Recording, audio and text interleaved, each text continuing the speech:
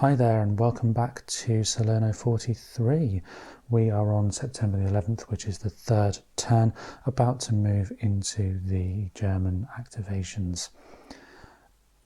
The game so far has seen mixed results on both the Allied and the German side, partly a result of my own tactical incompetence and partly due to the fact that the die rolls have been awful. I'm using a dice tower from another game, as I often do, and it looks like it's on its last legs, so that may well be one of the very last times we see my birdhouse dice tower. Anyway, that's kind of irrelevant. Let's roll for the weather. We rolled a 1. Like I said, bad dice rolls and tactical incompetence combined have made this a challenge for both sides, but we've rolled a 1, meaning that we get a single... No, we don't even get that. We have no movement at all on the weather tracks. So the British and the Americans both have air support. There's nothing for the Germans in terms of air support. We do also have the Navy in play for both the Allied sides, and both the Germans and the Allies gain a supply point each. Alrighty, so that is the weather part of the turn done. Initial phase for the Germans, we place reinforcements. Now I have kind of already done that just to save a bit of time. We have a couple of units down at the south which are just off screen. One from the 26th Panzers and another from the 29th Panzer Grenadiers. There we have a reconnaissance unit and some mobile infantry. I'll bring those on when I do the movement rather than focus on them just now.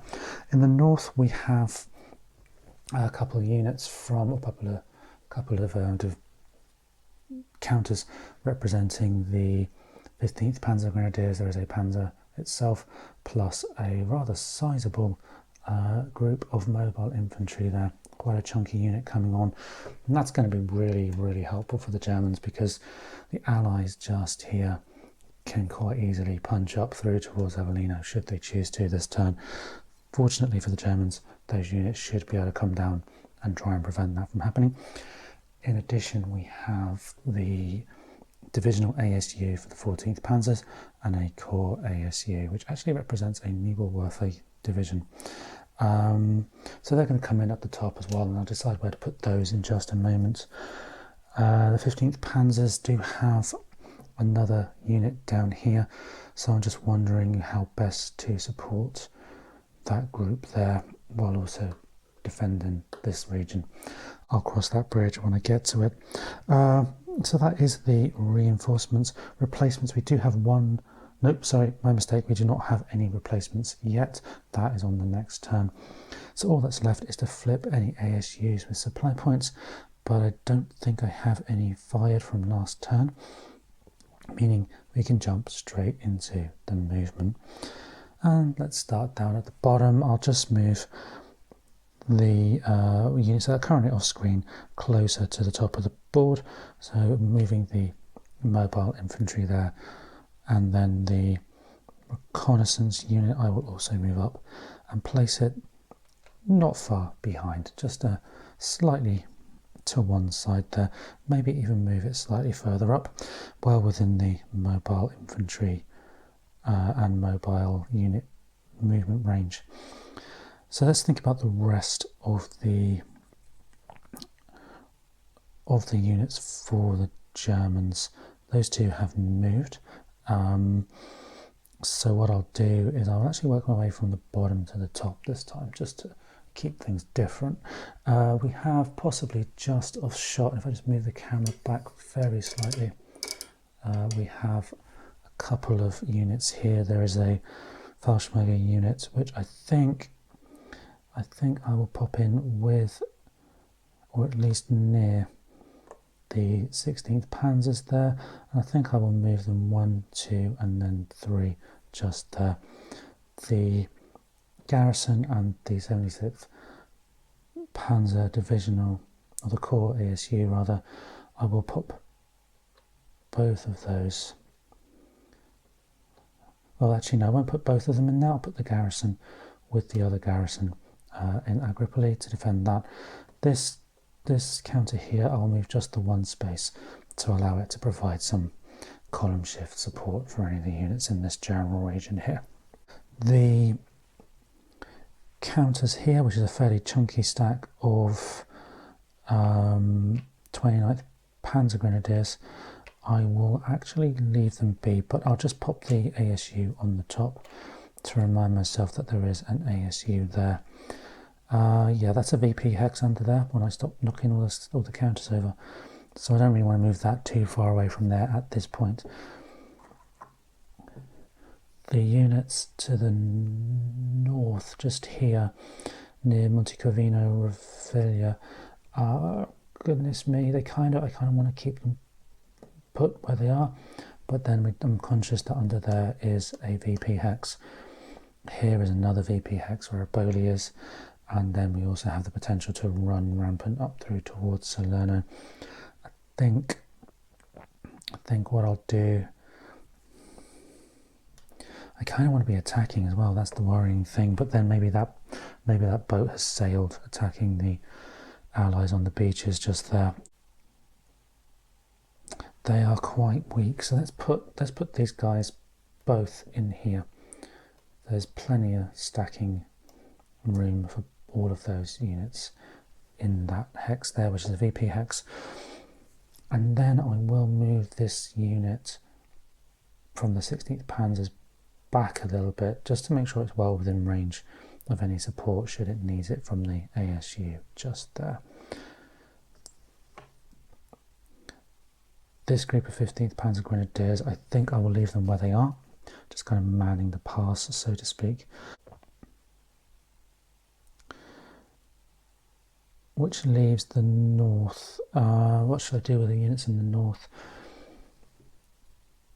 The Fallschirmjäger unit in Torre and Ziater, I think that's how you say it, can now move, and I will move these down 3 spaces, and I'll pop them into the trucks to get them nice and up close to the Rangers there. So we can have, with the additional road movement of 1, 2, 3, that'll get them nicely next to the Rangers, stop any movement from the Rangers. The units currently coming in on as reserves, we can have 1, 2, 3, and I think I've just realised for the first time that is actually written on the map here. It's only one of only 2 places where that's actually written. And then I think I will move there, right outside Salerno, ready to stop anybody trying to break through.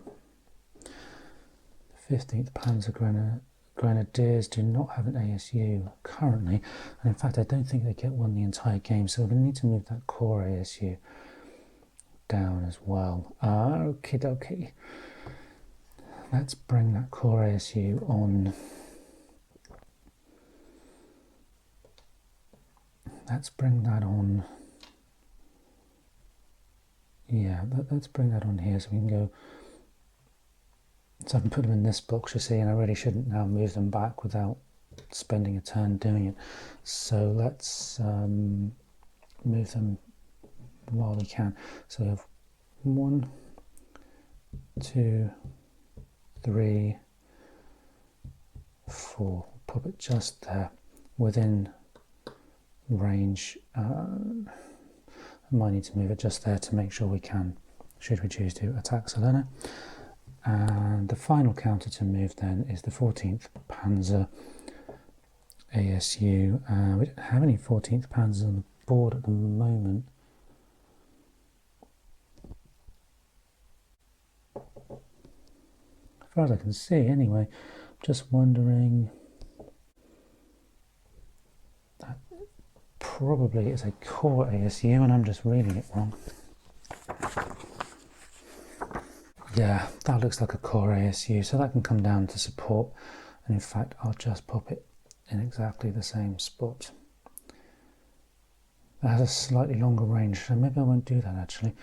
Maybe I'll go 1, 2, 3, 4,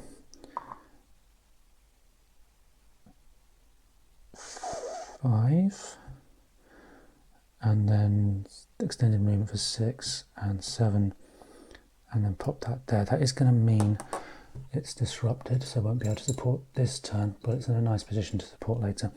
And that is also true actually of the Nebelwerfer ASU just there. Okay, that means we are now looking at, I believe, the end of the movement phase. Let me just get that counter out of the way because it's no longer applicable. Yeah, that's the end of the movement phase. So moving on to combat. There is an element here of wanting to wait until the allies attack us, because many of these infantry units benefit from double strength terrain benefits when they defend. So there's now that we have got the Commonwealth at least are definitely on the beach, and you know, off the beaches and into the countryside, we kind of almost want to wait for them, or at least maybe that's my thinking. Maybe that's a horrible mistake, and partly why the Germans have done so badly so far. But we will see. We're currently at 6 victory points, so we're okay. We're more or less where we should be, I think. That's from the Germans, he says. I always could be a bit better, I suppose. But let's move on to combat, and there's only really a couple to think about. We could attack there, which would be 8 versus 8. There would be no column shift for tanks. There's nothing to add in, so that's just a 1-to-1. Do I really want to attack Salerno right now? I could wait. And if I wait, that would mean the Allies could get up there. In fact, they probably will. But having said that, we'll have more reinforcements as the German side. Yeah, let's wait. I think I want to wait at least until the ASU is available next turn. So no combat in Salerno. Down here, nothing. Potentially here, again, we have relatively weak attacking strength there, which is slightly frustrating, but we could take advantage of the defensive terrain. I guess it's just a bit of a waiting game for the Germans right now, with a possible exception up here of these Rangers. So we'd have 5, 6 against 8. Gosh, and we still don't know. Okay, oh, we do. We have a column shift there from that ASU. Hoping that's on shot. I think it just about is. So let's try that. Let's just give it a go and try and push those Rangers back a little bit. So that's going to be 5, 6. The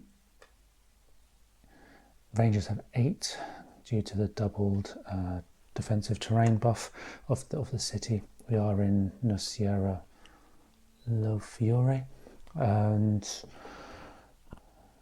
the elite shift cancels itself out. The tank shift doesn't apply, so it's just the ASU there. So that moves the 1-to-1 to a 2-to-1. The Allies could potentially put in air support to bring that back down, but I just wonder if that's a sensible idea, because we could use that air support to move down here somewhere and try and break through some of these German lines. Do you know what? Let's do that. Let's bring that back down to 1-to-1 on the combat table. We are in a sort of minor city, or a city, meaning we just roll the die and see what happens. And that is a 2 on a 1-to-1, and a 2 on a 1-to-1 is an A1. That is absolutely appalling. My goodness. Okay, the German side have taken a step loss. This side would be the main attacking force. I didn't say that, but that was the full strength side. So one of these has to reduce. There's only one of them with a step. Let's do that. Okay, no retreats or anything. No advances, so that is that combat done. That was pretty awful for the Germans, quite frankly. Okay, with that, kick in the teeth, kind of sand in the eye combat there, let's not do any combat down here and move on instead to the recovery phase, which just means rallying units. The disrupted counters will come off, the truck counter will come off, and we are good to go for supply. We do have a supply point to flip that ASU back over, which I will do just now. And no one is out of supplies, so we will move on to the Allies. Initial phase for the Allies, they do not get any reinforcements. They also do not get any replacements this turn. And in fact, the Allies do not get any reinforcements now all the way through to turn 5, where they do get a couple of counters, and they also get a couple of replacements, but that's not for 2 whole turns away. So let's see what we can do with what we have here. There's no ASUs to flip over, so moving in straight into the movement phase. Some interesting decisions now, because from that Allied point of view, we do have kind of almost a ring of units to fight through, all of which are now in pretty good terrain. We had some terrible dice rolls, if I remember rightly, and I probably should have brought on more of these units here while they had the opportunity, but then this area was quite congested with a panzer sat there last time, so maybe it wasn't quite as good as I remember it. Okay, let us first think about movement. This group of tanks here are pretty horrific. That would be 9, 18, 20 defensive points. Now that's the maximum you can put in to combat, I believe, 20. The Rangers, would it be worth me trying to get out, punch out that city? Maybe, maybe not. I think it might be worth them just sitting still for a while as well. But one thing I could probably do is reinforce Salerno by popping in a few more reinforcements just to make sure we have that port open. So let's put in both of those counters into Salerno. But the question is, do I want to take out any of the commandos first? Why would I want to do that? That's a good question. No, let's leave them in there for now. Make sure we have the town or the city of Salerno nicely reinforced for the Allied side. With the remainder of the Commonwealth, there's a fair few ASUs on that pile, and there's a few tanks on this pile. Everything's got a bit disorganised. Oh, maybe I don't have a few tanks on that pile. Maybe it's somewhere else. So when you look at the map, there's only really a few ways you can go. You're going to go this way, or you can go this way, or this way. That's basically the 3 ways off the top edge of the map. You can go across the mountains, but it would take forever using the really restrictive hill and mountain movement. Be tactical movement pretty much the whole way. If you don't go through those road routes. So okay, let's start with the units on the beachhead. Let's push these guys out a bit. We have a tank unit, a reduced 46th infantry, and a full strength 46th infantry. Let's move those. So that would be 1, and then 2 for the infantry, and then an additional 2 for the tanks. So that would actually be basically as far as the tanks can go. We're in that zone of control anyway, but I think that sets us up quite nicely to potentially attack in there. The unit currently set on the airfield here, again from the 46th, so no, they're from the 56th. that unit will actually stay there because it's the 56th. Let's bring this unit from the 46th forward to there, and the 56th can go with it, gearing up potentially for an attack into those hills. Likely, if I do that, I'll support them with the Commonwealth air support. This group here, also the 56th, I will move one space to there, and then I will split out these core ASUs. So the 56th, the 46th will just go there with its infantry counter and the two other divisional and core ASUs there. One for the 56th, one core ASU. I will just move those into the space next to it. It won't cost anything in terms of disruption because they've only moved one space. Okay, so there's just a little nudging around here and there of the Commonwealth to try and get some incremental movement, incremental gains in that open terrain. It's going to be slow but steady, I think, from now on for the Allies. Down at the American end of the beach, where we have Red Beach and Blue Beach, still got a bunch of these units here to come on. They will come on, but they will be at reduced effectiveness when they do. And they can come on, and actually I think that would make sense. Let's just bring those units on and go from there. Here we have 36th Infantry, quite a strong infantry, and a tank division. Tanks are more or less cancelled out by the terrain when you get to the hills. The benefit in combat is basically reduced because you cannot have the tank shift in hilly terrain. So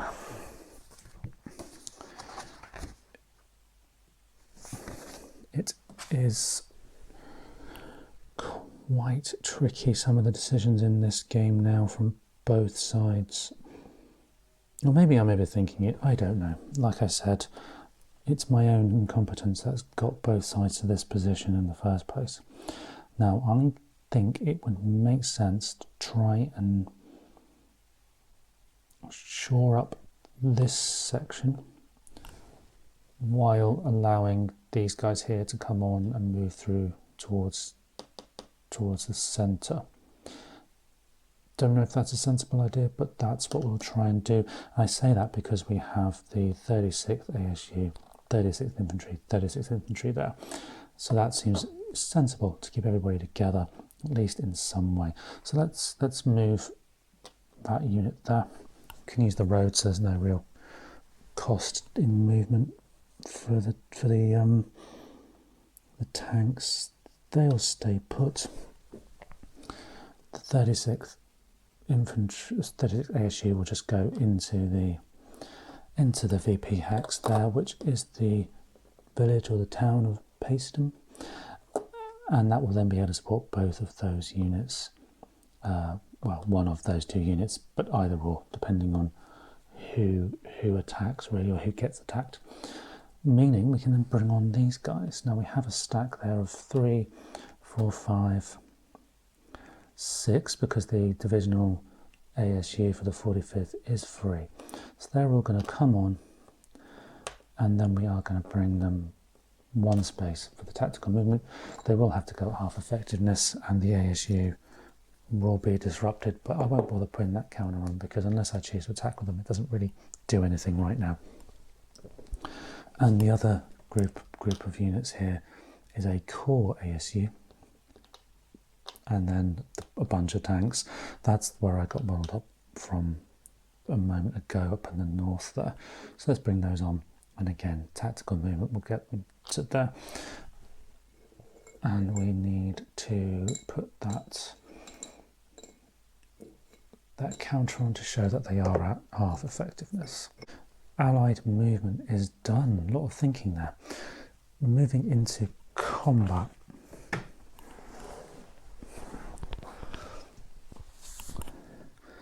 And I think we won't attack out of Salerno or out of Nocera, Lo Fiore. Don't really want to do that right now. I think that's okay where it is. Let the Germans come to us there. We're kind of holed up quite nicely. We have all the defensive benefits that they have just here, as well as acting as a kind of almost a preventative measure to stop the Germans coming in from the north down here towards the main bulk of the forces. So let's do the combat in the first instance just here against this 16th Panzer Grenadier. There is a core ASU that they could potentially have some support from should it come to a determined defence, but they don't really have anything other than that. So what we'll do then is we will use the larger stack there as the main attacking force, which is 1, 2, 3, 6 in total for that stack, plus an additional 3 for that stack attacking this unit here, which will be defending at 6 because of the defensive buff. So that was 4, 6, 7, 8, 9 versus 6. In this game, that's going to be 2 to 1. And we will pop in the core ASU. No, we won't, because Summer is a divisional ASU, I'm sure.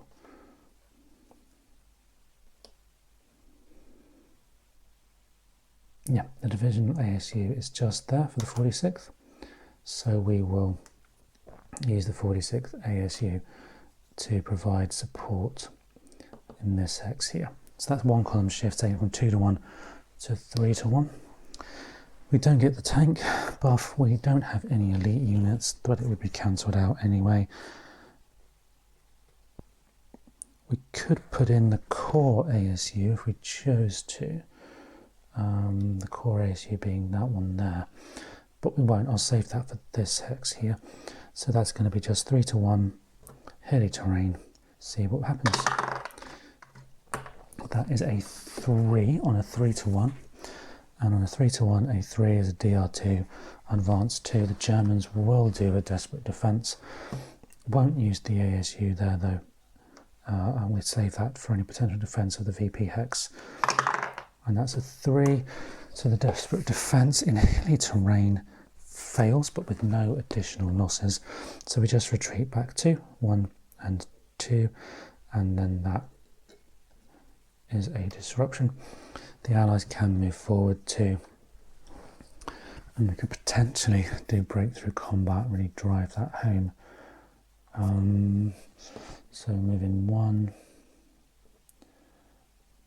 and then move in there. I won't do breakthrough just yet. I want to clear more room here first before I do that. Now in terms of attacking this hex, they have 4, 6, 8 strength. The defense of the reconnaissance unit, I believe, is doubled, meaning they would have 10 defensive in total, and our attacking here is a total of 5. Wow, that is pretty awful actually. We do have the core ASU and the air units as well, and we also have their divisional ASU, so that is 1 to 2 baseline, 1 to 1 with the divisional ASU, 2 to 1 with the core ASU, 3 to 1 with the support from the airborne, so 3 to 1. No tank shift either way because of the city, and we just roll, and that's a 6 on a 3 to 1. Now that is much more like it.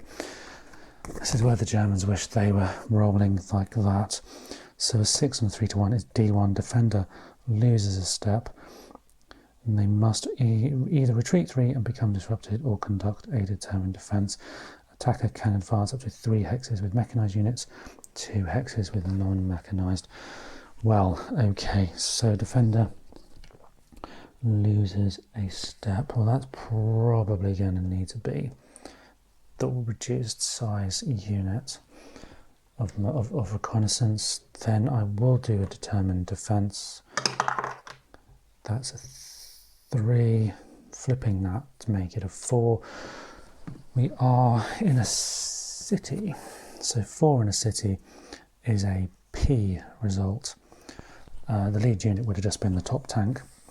It was a P result, which means a partial success. The partial success means that the fighting has taken to the streets of Bataplagia, and we have a city battle on our hands, which basically stops the advance until such time as the Allies can attack again. Those two combats were a mixed affair for the Allies, and also mixed results there for the Germans. Okay, thinking about combat down towards this part of the map now, we have 6, 9 versus 4. That's going to be 2 to 1. I don't have anything to put in there. Do I? Actually, yes, I do. I have the 36th Division ASU, so I'll pop that in. So that's 3 to 1 again. And in the hill. So that's a 6, which is the same result as before, isn't it? So that is a D1. Defender loses a step. They are eliminated. And now the attacker even can move 3 hexes with our mechanised units, 2 with our non-mechanised. I'll keep them together, just moving 1 and then 2. I want to try and claim this region, try and protect the flank, if you like, or the rear of the beachheads from any potential advances from this direction. There will be some more reinforcements come on for the Germans over the next couple of turns, which could potentially threaten those regions. Also, another reason to do it is the port of Agropoli does have a VP. So yeah, that's the reasoning behind it. Whether that's flawed or not, I don't know. Next potential combat is here. They have a 3. That would actually be doubled up to a 6, plus whatever's in there, meaning our attack of 3 is kind of pointless. So that then is combat for the Allies, as far as I can think. So we remove disruption and effectiveness counters as required, and then we move for supply. Nobody, as far as I can tell, is out of supply, but we do need to spend a supply point to refresh one of these spent divisional ASUs, or one of the spent ASUs, and I will spend this one just here, ready for next turn. We're on to the Allied victory check phase, where we just check the points. We have 6, I believe that is still correct. So there's 1, 2, 3, 4, 5 and 6. Yep, we're all good. Moving into turn 4, where we will soon have the sudden death potential should things really start to collapse for either side. In the meantime though, I hope that was an enjoyable playthrough, and I will see you next time.